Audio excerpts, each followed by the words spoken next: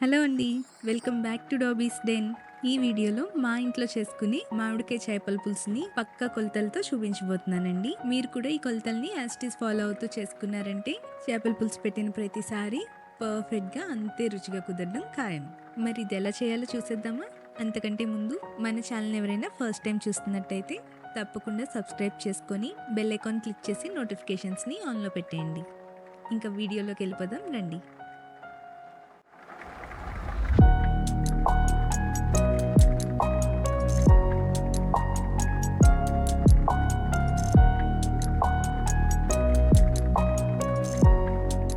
నేను దీనికోసం 1 కేజీ చేప ముక్కల్ని తీసుకున్నానండి. ఇప్పుడు వీటిని మ్యారినేట్ చేసుకోవడానికి 1 టేబుల్ స్పూన్ ఉప్పు, 2 టేబుల్ స్పూన్లు కారం, పులుసుకి సరిపడా కారాన్ని నేను ఇప్పుడే వేసేస్తున్నానండి. 1 టీ స్పూన్ పసుపు, 2 టేబుల్ స్పూన్లు నూనె,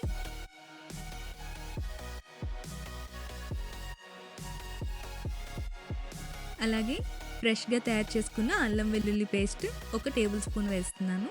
వీటన్నిటిని చేప ముక్కలకి బాగా పట్టేలా జాగ్రత్తగా ముక్క విరగకుండా కలుపుకోవాలి. ఇలా ముందుగానే చేప ముక్కల్ని మ్యారినేట్ చేసుకోవడం వల్ల పులుసు పెట్టిన వెంటనే తిన్నా సరే ముక్క చప్పదనం లేకుండా రుచిగా ఉంటుంది. ఇప్పుడు వీటిని ఒక 1 అవర్ పాటు ఫ్రిడ్జ్లో పెట్టేయండి. ఇప్పుడు 60 గ్రాముల చింతపండుని కూడా 3.5 కప్పుల వరకు వాటర్ యాడ్ చేసి నానబెట్టి రసం తీసి పక్కన పెట్టుకోండి. ఇప్పుడు ఒక మిక్సీ జార్లో 2 ఇంచులు అల్లం, 2 వెల్లుల్లిపాయలు రేకలు తీసి వేసుకోవాలి. ఇవి అరౌండ్ 20 గ్రామ్స్ ఉన్నాయండి.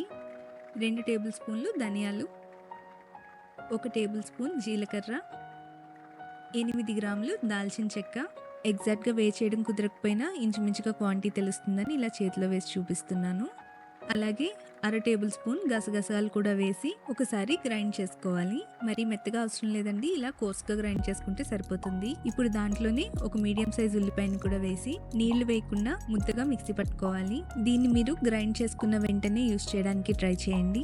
ఒకవేళ మీరు ముందుగా ప్రిపేర్ చేసుకుంటున్నట్టయితే గ్రైండ్ చేసేటప్పుడు కొద్దిగా సాల్ట్ యాడ్ చేయండి. ఆనియన్ వేసి గ్రైండ్ చేస్తున్నాం కాబట్టి ఇలా సాల్ట్ యాడ్ చేయడం వల్ల యూస్ చేయడం కాస్త లేట్ అయినా చేదు రాకుండా ఉంటుంది. ఇప్పుడు ఒక కడాయిలో 1/2 కప్ అంటే అరౌండ్ 125 ml వరకు ఆయిల్ తీసుకోండి. ఇది కాస్త హీట్ అయ్యాక మనం ఆల్రెడీ గ్రైండ్ చేసి పెట్టుకుని ఈ మసాలా ముద్దను కూడా వేసి కొద్దిగా సాల్ట్ కూడా యాడ్ చేసి గోల్డెన్ బ్రౌన్ వచ్చే వరకు వేయించుకోవాలి. చేపల పులుసు పెట్టుకోవడానికి తీసుకునే కడాయి ఎప్పుడైనా సరే బాటమ్ ఫ్లాట్గా ఉండేలా, గిన్నె కాస్త వెడల్పుగా ఉండేలా తీసుకోవాలి. దీనివల్ల కలిపేటప్పుడు చేప ముక్కలు విడిపోకుండా ఉంటాయండి.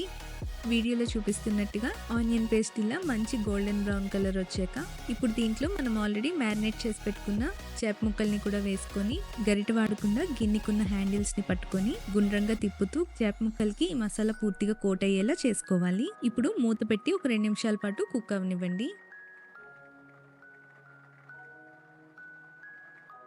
ఇప్పుడు ఒక 1/2 డజన్ పచ్చిమిరపకాయలని కూడా నిలువున చీల్చి వేసుకోవాలి. నేను పెద్ద సైజు మిరపకాయలని తీసుకున్నానండి.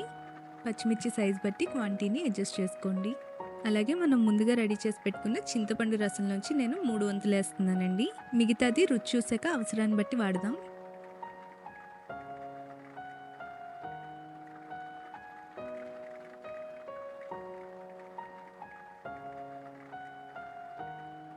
ఇప్పుడు దీనికి సరిపడా సాల్ట్ని కూడా యాడ్ చేస్తున్నాను. ఇక్కడ నేను రాక్ సాల్ట్ తీసుకున్నానండి. దీనివల్ల టేస్ట్ కూడా బాగుంటుంది. ఇప్పుడు వీడియోలో చూపిస్తున్నట్టుగా ఇలా గరిటె వాడకుండా మళ్ళీ ఒకసారి తిప్పుతూ కలుపుకోండి. ఇలా బాయిల్ అవుతుండగా కొద్దిగా కొత్తిమీర కూడా వేస్తే ఫ్లేవర్ బాగుంటుంది. ఇప్పుడు దీని మీద మూత పెట్టి ఒక 2-3 నిమిషాల వరకు కుక్ అయ్యాక మూత తీసేసి హై ఫ్లేమ్ మీద మళ్ళీ ఒక 8 to 10 minutes వరకు కుక్ అవనివ్వండి. 10 నిమిషాల తర్వాత దీన్ని ఒకసారి రుచి చూసి అవసరాన్ని బట్టి ఉప్పు పులుపు అడ్జస్ట్ చేసుకోండి. నాకు ఇక్కడ పులుపు సరిపోయిందండి, కాకపోతే ఉప్పు కాస్త తగ్గింది. ఇప్పుడు మళ్ళీ వేస్తున్నాను. ఇప్పుడు ఒక చిన్న పచ్చి మామిడికాయని ఇలా కొద్దిగా పెద్ద సైజు ముక్కలుగా కట్ చేసుకొని వేసుకోవాలి.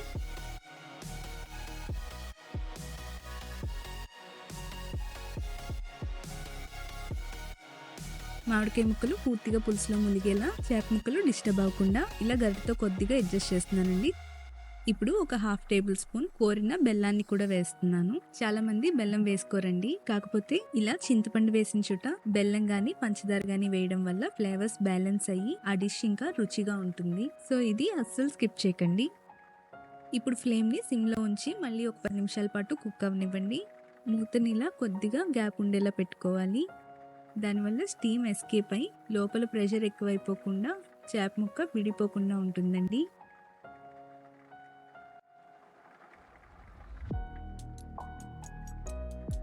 మామిడికాయ ముక్క ఇలా కుక్ అయ్యి పులుసు కూడా మీకు కావాల్సిన కన్సిస్టెన్సీ వచ్చాక ఫైనల్గా మళ్ళీ కొద్దిగా కొత్తిమీర జల్లి ఆయిల్ పూర్తిగా ఇలా పైకి తేరే వరకు ఉంచి కట్టేయండి. ఇలా ఒకసారి చేపల పులుసు ట్రై చేసి చూడండి, చాలా రుచిగా ఉంటుంది. నచ్చిందా? నచ్చితే వీడియోని లైక్ చేసి మీ ఫ్రెండ్స్ అండ్ ఫ్యామిలీతో షేర్ చేయండి. అలాగే ఇంకా మన ఛానల్ ఎవరైనా సబ్స్క్రైబ్ చేయకపోయి ఉంటే తప్పకుండా సబ్స్క్రైబ్ చేసుకొని బెల్ ఐకాన్ క్లిక్ చేసి నోటిఫికేషన్స్ని ఆన్లో పెట్టేయండి. Thank you.